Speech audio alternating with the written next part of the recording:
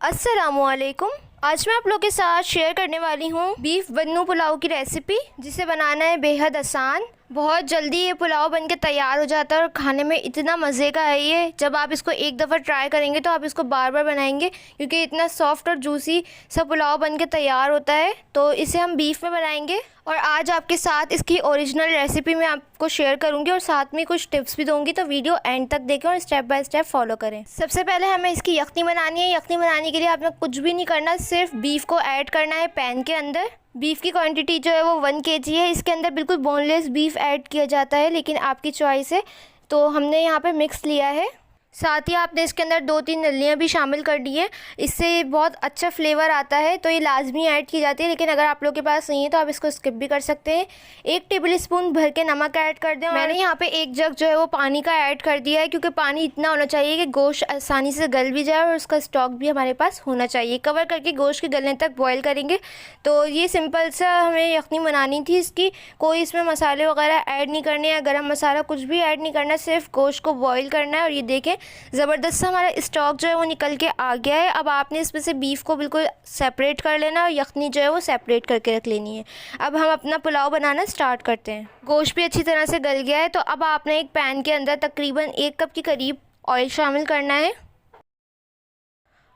Oil जब अच्छे से गर्म हो जाए तो आपने इसके अंदर 2 बड़े साइज़ की प्याज को बारीक काट के शामिल कर देना है और इसको अच्छी तरह से फ्राई करना है, गोल्डन ब्राउन होने तक। जितना अच्छा फ्राई करेंगे आप उतना ही अच्छा कलर आएगा हमारे पुलाव का। तो यहाँ पे देखिए मैंने इसको ब्राउन कर लिया। आपने इसको जलाना नहीं है, वरना पूरे पुलाव में जलने की स्मेल आएगी जो बिल्कुल भी अच्छी नहीं लगेगी।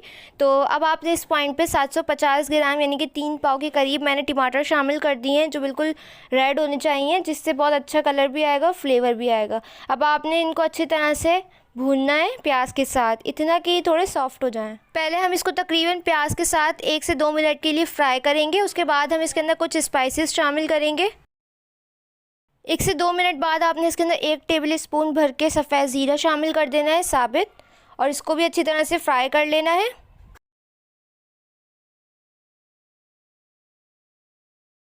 उसके बाद हम इसके अंदर हल्दी पाउडर शामिल करेंगे, 1/2 टीस्पून से भी कम, एक अच्छा सा कलर देने के लिए। साथ ही हमने यहाँ पे कुटा हुआ लहसुन लिया है। इसके अंदर सिर्फ लहसुन का इस्तेमाल होगा, अदरक का इस्तेमाल नहीं होगा। तो फ्रेश होना चाहिए, जिसका फ्लेवर बहुत ज़बरदस्त आएगा अगर आप फ्रेश लेंगे तो बस इसको अच्छी तरह से फ्राई करेंगे। अब आपने इसके अंदर 1 से 1.5 टेबलस्पून कुटी हुई लाल मिर्च ऐड करने के पुलाव जो है वो फीका नहीं रहना चाहिए। अब आपने इसके अंदर 2 टेबलस्पून साबित धनिया जो होता है उसको आपने इतना कूटना है कि ये 1 के 2 हो जाएँ, थोड़ा सा दरदरा होना चाहिए, वो ऐड कर देंगे 2 टेबलस्पून। इसके साथ भी अच्छी तरह से भून लेंगे, इसका फ्लेवर बहुत अच्छा आएगा। तो अब आपने तकरीबन 5 मिनट के लिए भूनना है और इसको कवर करके रख देना है, इतना कि टमाटर सॉफ्ट हो जाएँ, बिल्कुल पेस्ट की तरह हो जाए। 2 मिनट के लिए हमने इसको कवर करके रखा था। देखिए टमाटर जो है वो काफ़ी सारे सॉफ्ट भी हो गए हैं। तो आपने इसको थोड़ा सा स्पून से जो है वो मैश कर लेना है जो रह गए हैं।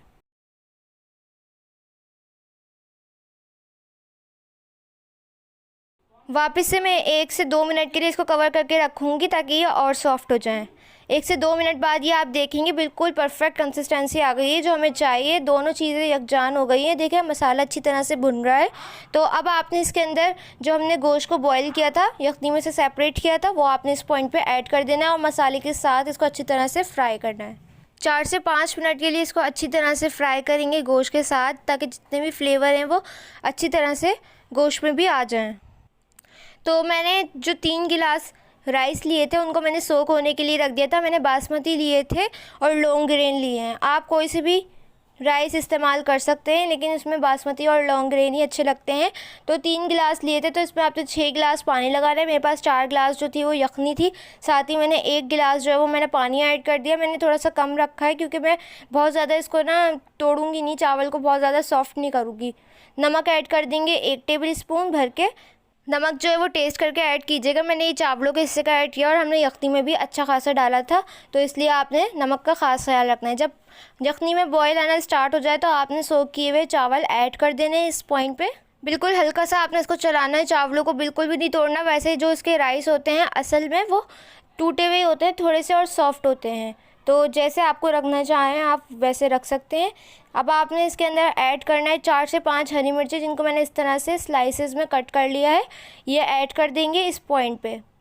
गरम मसाला पाउडर ऐड करेंगे 1 टेबल स्पून, ये मेरा होममेड है, बहुत ज़बरदस्त खुशबू आएगी, एंड में ऐड करना है। आप कोई सा भी गरम मसाला यूज़ करते हो आप वो ऐड कर सकते हैं। ये 2 चीज़ें आपने एंड में ज़रूर ऐड करनी है और इसको अच्छी तरह से मिक्स करके हाई फ्लेम पे आपने इसको कवर करके रख देना है, पानी जब तक खुश्क नहीं हो जाता।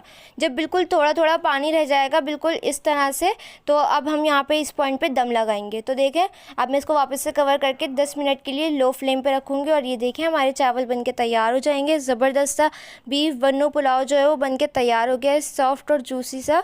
ये आप देख सकते हैं, परफेक्ट रेसिपी है, ज़रूर ट्राई कीजिएगा।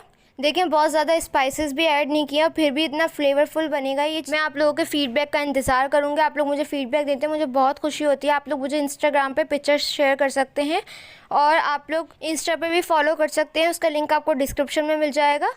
तो ये थी हमारी आज की रेसिपी, कैसी लगी कमेंट सेक्शन में ज़रूर बताइएगा। मेरे चैनल पे नए हैं तो प्लीज़ चैनल को सब्सक्राइब कर दें, इससे मेरी हर न्यू वीडियो का नोटिफिकेशन आप लोगों को सबसे पहले देखने को मिलेगा। वीडियो अच्छी लगी तो लाइक ज़रूर कीजिएगा। इंशाल्लाह मिलूँगी नेक्स्ट रेसिपी के साथ, जब तक के लिए मुझे और मेरी फैमिली को दुआओं में याद रखिएगा। अल्लाह हाफ़िज़।